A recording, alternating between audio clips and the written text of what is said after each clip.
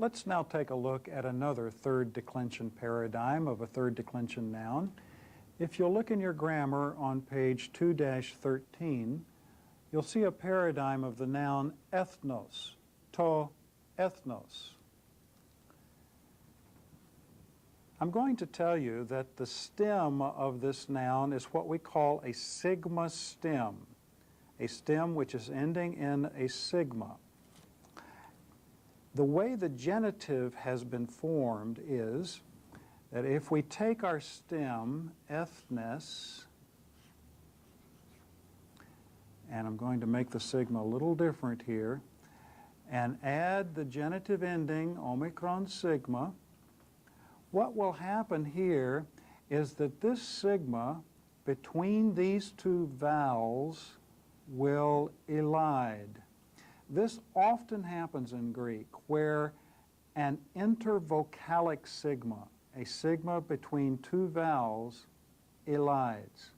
And when that sigma elides, what will happen now is that this epsilon will combine with this omicron, and when epsilon and omicron meet up together, you get the diphthong omicron upsilon. And that's what's happened here. Let's take a look at the dative. Our stem is ethnes, and again I'm going to make my sigma this way because it's not going to be at the end of a word. The singular dative ending in the third declension is an iota. Well, what happens when this sigma between these two vowels falls away and the epsilon and the iota combine? What you wind up with is the form ethne. There's your singular dative, ethne. Let's go back and take a look at the singular nominative. The stem is ethnes, and what has happened in the nominative case is a vowel change from an E class to an O class vowel. And if the nominative is ethnos, then the accusative is also ethnos, because we know that in the neuter gender, the nominative and the accusative are always the same. All right, that's the singular formation of that noun. Let's look at the plural formation. Our stem is ethnes, and in the third declension, the neuter plural nominative is an alpha ending. Now look at that sigma between these two vowels. That intervocalic sigma will elide, and the epsilon plus the alpha will give you an eta. Epsilon plus alpha, where the epsilon occurs first, yields an eta. If you had the alpha occurring first and you add an epsilon to that, what you get is a long alpha. So here we have epsilon plus alpha, epsilon occurring first, and so the form that we wind up with then is ethne. There's our word in the scripture of Matthew 6, verse 32.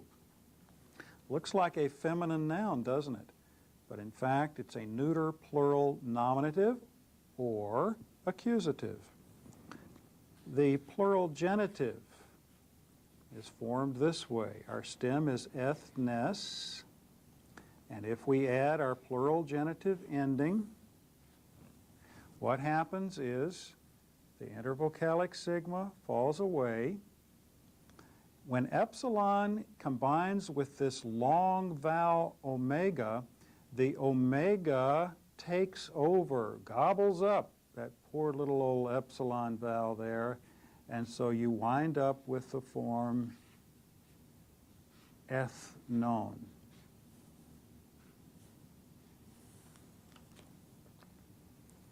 The plural dative is formed this way. Our stem is ethnes, and in the plural dative, your ending is sigma, iota, movable nu.